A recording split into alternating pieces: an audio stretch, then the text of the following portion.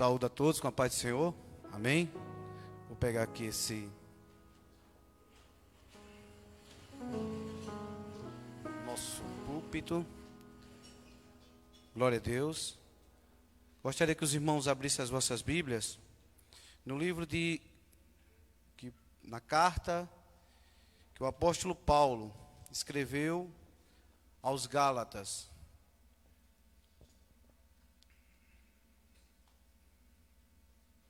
Capítulo 1, e o versículo 6 em diante.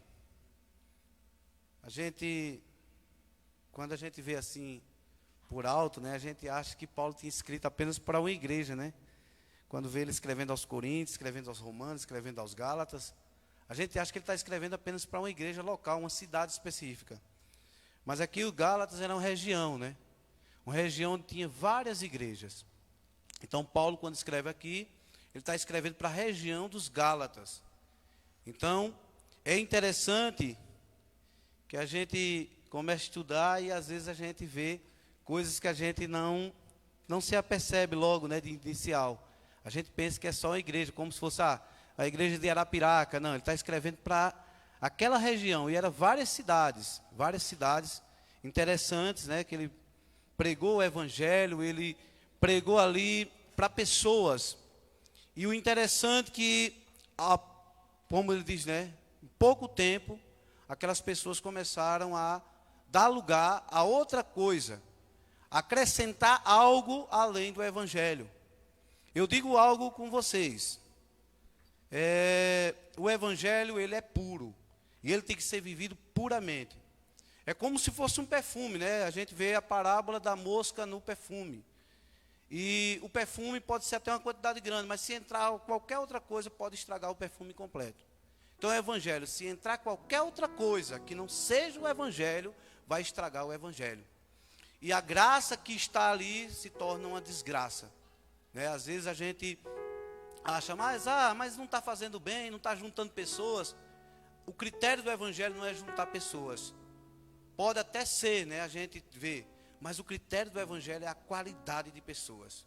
Porque o critério que Deus utiliza não é o critério que as empresas utilizam, não é o critério que as pessoas utilizam, que é juntamento. Se a gente for ver hoje, uma das maiores religiões do mundo é o islamismo. Ele junta pessoas, mas ele não é evangelho. A gente vê pessoas que dizem até, várias igrejas transbordando de pessoas, e as pessoas querendo ir, a gente vê nesse período de pandemia mesmo, pessoas querendo ir para as igrejas, e brigando com as instituições, para ir para a igreja, porque eu preciso ir para a igreja, porque eu preciso fazer o sacrifício, porque eu preciso ir lá, mas muitas vezes não é evangelho. O evangelho, como diz nossa irmã Alessandra pregou na terça, quem acompanhou nas lives, né, vê. O evangelho é poder de Deus para a salvação. Ele não é poder de Deus para enriquecimento. Ele não é poder de Deus para que você cresça. Não é o poder de Deus, muito pelo contrário. O evangelho é o poder que Cristo cresça. É isso que João, né, lá no 1:29, ele disse: eis o Cordeiro de Deus, que tira o pecado do mundo. E depois, prolongando, ele fala que ele cresça e eu diminua. Então, muitas vezes a gente acha que o evangelho é alguma coisa, e na verdade não é aquilo que a gente está vendo. O evangelho, ele é poder de Deus para a salvação. Ele é transformação de homens, ele é transformação de pessoas. Ele muda do interior para o exterior, ele não muda do exterior para o interior. Não é estereótipo o evangelho. O evangelho é mais puro. O evangelho é completo, ele transforma o homem por completo. Ele não quer transformar 99% do homem, mas ele quer transformar o homem 100%. Ele quer qualidade, não é quantidade. Quantidade a gente vê em outras religiões. Quantidade a gente vê nas empresas. Quantidade a gente vê recursos, dinheiro, estruturas de poder. A gente vê em outras pessoas, mas no evangelho não. Jesus Cristo foi aquele que morreu na cruz. Morreu na cruz do Calvário. Se você for ver as cartas aqui, o próprio livro de Gálatas, ele fala que maldito aquele que estava pendurado no madeiro. Para os judeus era maldição. Para os gregos isso era um motivo de escárnio, de zombaria. Como é que o Deus de vocês está morrendo numa cruz? Né? E os judeus iam olhar para a gente e dizer, poxa, como é que você vai... Ele vai ficar ali daquela forma, humilhado. Mas é esse evangelho. É um Deus que deixou a sua glória, saiu da sua glória, de todo o seu poder, e se humanizou. Veio para a terra para se humanizar. E nós precisamos nos humanizar. Se nós somos assim como Antioquia, quando os irmãos ali, Paulo, Barnabé e os demais ficaram lá por mais de 2 anos, aquele povo, eles começaram a dar exemplo. E o povo de Antioquia começou a olhar para eles e começaram a denominar, chamando eles de pequenos Cristo. Dizendo que eles eram tão parecidos com Cristo, que eles deram o nome de cristãos. Então a primeira vez onde a gente vê que o nome cristão, ele não nasceu da igreja. Não foi a igreja que propagou o nome cristão, mas foi o mundo que denominou. Porque eles pareciam tanto com Cristo, que um se confundia com o outro. E é esse evangelho que nós não podemos perder, que nós não podemos afastar desse evangelho do nosso coração. Que muitas vezes as pessoas tentam colocar algo como sendo o evangelho, tenta colocar o nome de pessoas. Eu passo aí, está na frente da igreja, diz a igreja de Cristo, mas está a foto daquela pessoa. Eu já vi pessoas tirando foto de que estava orando, sinal de piedade. Meu irmão, isso não é evangelho não, isso é autopromoção. Isso não é evangelho. O evangelho, ele transforma as pessoas. O evangelho veio para transformar a vida das pessoas. E Paulo estava falando para eles, ó irmãos, isso transformou a sua vida, transformou a minha vida, transformou. Eu era perseguidor de vocês, eu perseguia os evangélicos, os cristãos. Eu tive carta dos judeus para perseguir e matar, mas eu fui alcançado por Jesus. E a centralidade do evangelho está em Cristo, não está em mim, não está nos meus feitos, não está nos meus méritos, mas toda a honra e toda a glória seja dada a Cristo. Isso sim é evangelho. O evangelho que transforma a vida do homem, o evangelho que realmente transforma de dentro para fora.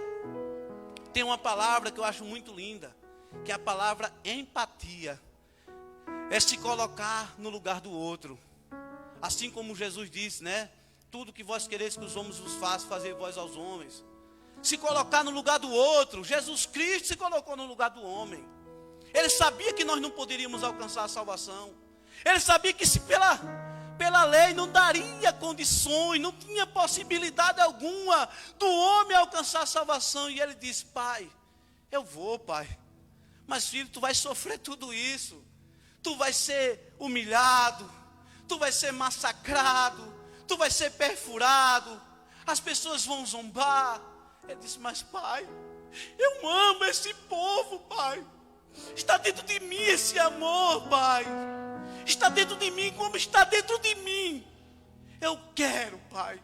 Eu pago o preço por eles. Por isso que o evangelho é o poder de Deus para a salvação. Não é o poder de Deus para o enriquecimento. Não é o poder de Deus para o engrandecimento do homem, mas é o engrandecimento de Cristo, porque Ele se fez carne e habitou entre nós. Aí sim, esse é o evangelho.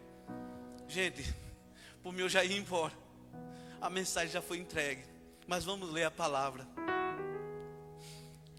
Gálatas 1:6, dizendo assim: admiro-me, deixa eu botar aqui os óculos. Admiro-me que vocês estejam abandonando tão rapidamente aquele que os chamou para a graça de Cristo, para seguirem outro evangelho, que na realidade não é outro evangelho. O que ocorreu é que algumas pessoas estão perturbando, querendo perverter o evangelho de Cristo. Mas ainda que nós, ou um anjo dos céus, pregue um evangelho diferente daquele que lhes pregamos, que seja amaldiçoado. Como já dissemos, agora repito: se alguém lhe anuncia um evangelho diferente daquele que já receberam, seja amaldiçoado. Acaso busco agora a aprovação dos homens ou de Deus? Ou estou tentando agradar a homens? Se ainda estivesse procurando agradar a homens, não seria servo de Cristo. Aqui Paulo estava falando para aquela igreja, que com pouco tempo, ele tinha pregado naquelas igrejas e tinha saído. Tinha feito as viagens missionárias dele. E ele começa aqui, eu acho que interessante, se vocês analisarem toda a carta de Gálatas, são 6 capítulos, eu peço que todos façam uma leitura minuciosa, cuidadosa. Para quê? Para vocês verem aqui como é o Evangelho. O que é o Evangelho. Para que a gente não caia em enganos.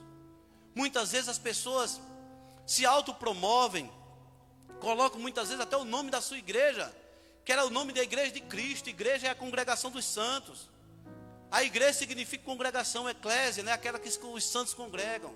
E muitas vezes coloca o nome, igreja tal pessoa, ministério tal pessoa, ministério esse, aquilo outro, ministério aquele outro, tirando a glória de Cristo.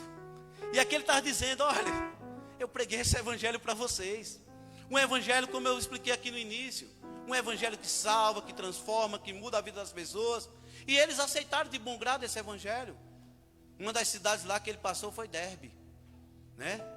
E ele passou em várias cidades lá e ele pegou e eles aceitaram o evangelho. Você for ver, tem várias experiências no livro de Atos falando sobre essa viagem missionária de Paulo, onde ele prega para essas igrejas.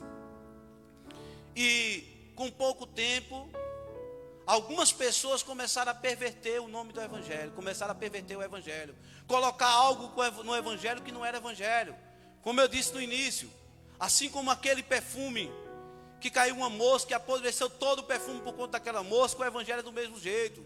Se você tentar colocar qualquer outra coisa que não seja Cristo no evangelho, você vai apodrecer aquilo. Aquilo não vai servir para você. A graça de Deus vai se tornar uma desgraça. Porque a graça de Deus é o favor imerecido. Não é os seus méritos, não é o seu esforço, não é porque você é bom, não é porque você é mais bonito, não é porque Deus lhe ama mais do que ama o outro, porque Deus ama todo mundo. João 3,16 diz, Deus amou o mundo de tal maneira que deu o seu Filho unigênito para que todo aquele que nele crê não pereça, mas tenha vida eterna. O evangelho se resume nisso. É um amor incondicional de Deus a um homem perdido. É Deus que tirou, como eu disse, né? Se colocou como homem, se humanizou. E a palavra humanidade vem de humus. Humus é aquele produto que a lagarta, né, quando chega na terra, faz, e ela produz o humus, e é bom para a agricultura, para a planta. Então, como os meninos estavam estudando sobre a sementinha, que o nosso coração seja essa terra cheia de humus, com a humanidade. Que o nosso coração seja realmente assim como Cristo, para que o evangelho entre, a semente do evangelho entre e faça realmente produzir. Até porque a Bíblia fala, o próprio Jesus disse, olha, vocês vão conhecer a árvore, não é pela beleza dela não, não é pelos galhos no bonito não é porque ela está verdinha não, mas vocês vão conhecer pelos frutos. Pode demorar muito tempo, pode enganar a muitos, mas vocês vão ver os frutos. Se ela não for da videira verdadeira, elas vão ver os frutos. Vocês vão ver os frutos. E a gente está colhendo os frutos por aí. A gente vê tanta porcaria dizendo que é evangelho. A gente está colhendo os frutos. Mas também a gente vê pessoas como a nossa igreja, que deu exemplo. Nesse momento de quarentena, 5 meses praticamente parados. E aqui a gente dando exemplo, as pessoas trazendo as suas ofertas, as pessoas fazendo aquilo como normal, como estava normal. Mas até, muitas vezes eu digo até como lá na Lagoa da Canoa, a gente conseguiu saldar. Muitas vezes todo mês colocava mais. Os irmãos ajudavam aqui, para poder ajudar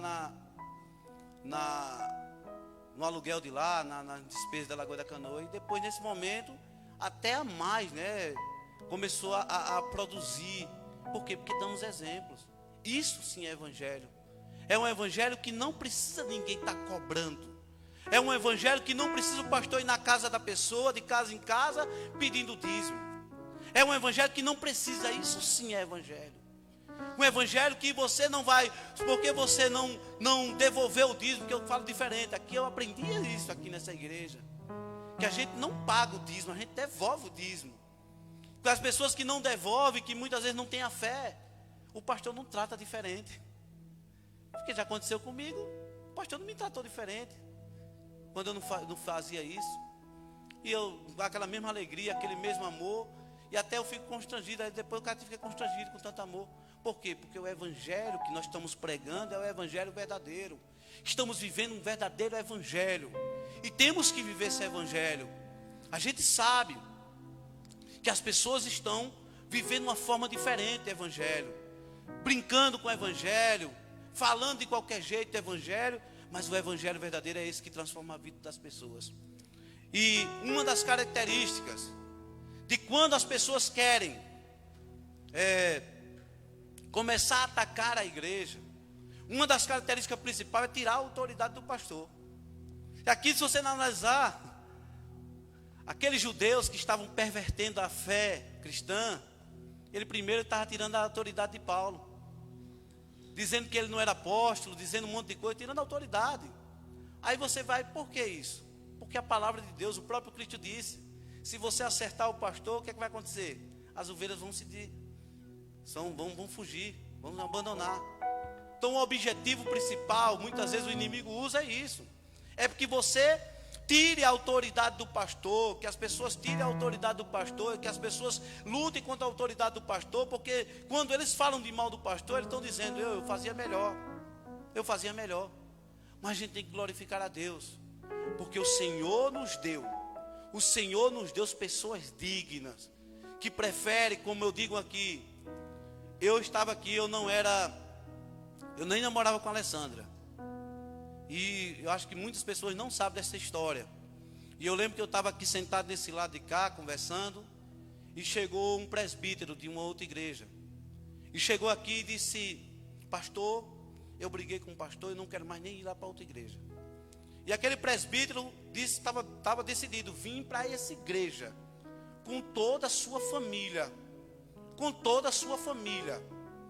Dava cerca de 30, 40 pessoas. A igreja ia, justamente depois daquele período que a igreja foi dividida, a igreja ia dar um salto. E o pastor disse, não, eu conheço o pastor, vá lá e se reconcilie. E eu digo, é esse exemplo que eu quero seguir. Eu nem namorava com a Alessandra. É esse exemplo que eu quero seguir. Porque o mais importante não é os lucros, mas o mais importante é a salvação. É aquela família que poderia estar dispersa, poderia ter rompido o vínculo daquele pastor, e depois aquela família se dispersar todinha, porque Deus deu àquela família aquele pastor, não deu o pastor Edivaldo. E a visão de Deus que é pregada aqui nessa igreja é assim. Então foi isso que eu aprendi. E muitas vezes, nas minhas falhas, eu falava de mal do pastor, né? Me juntava com algumas pessoas para ficar lá na frente, falando de mal do pastor, falando de mal da banda, falando de mal de todo mundo. Eu sou um bom cantor, né? Como todo mundo sabe. Se eu bater palma, atrapalha quem estiver cantando. Então, para você ver como eu sou ritmista. E eu falava de mal de todo mundo. Mas o que era isso? Era o inimigo usando. Para quê? Para que a igreja ficasse dispersa. Então, muitas vezes a gente tem que saber de onde vem o ataque. Muitas vezes a gente vê, pastor, é perfeito? Não, não é perfeito. Não é perfeito. Mas é o mais falho? Não. Ele é tão falho como eu sou falho. Mas muitas vezes a gente prefere ver a falha do outro, né? A gente esquece. A gente, quando vai olhar para as nossas falhas, a gente coloca, como diz a Joyce Meyer, um óculos todo colorido, né? E quando a gente vai olhar para as falhas dos outros, a gente pega um microscópio e quer ver as falhas dos outros. E era basicamente isso. Por quê? Porque o objetivo do diabo é esse. E a gente tem que saber identificar. O diabo, ele tenta logo atacar logo a liderança. Porque sabendo que atacando a liderança é como se fosse no corpo humano. Se bater logo na cabeça, o que vai acontecer? O resto do corpo vai cair. Então, da mesma forma que ele quer atacar o pastor, ele quer atacar o pai de família, ele quer atacar sempre a liderança. A liderança sempre é atacada. Mas que nós sejamos alertas, ficarmos alertas. Alerta que nós estamos aqui vivendo o Evangelho. E o Evangelho que transforma a vida das pessoas.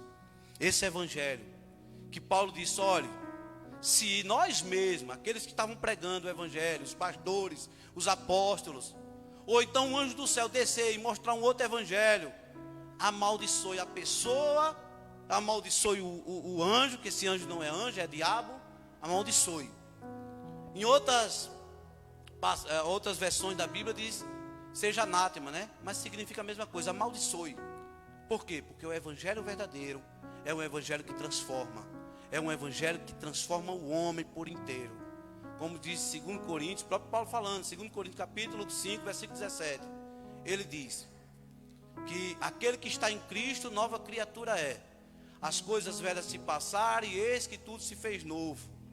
E eu interpreto isso de uma forma, dizendo que o evangelho, ele vem para nos transformar.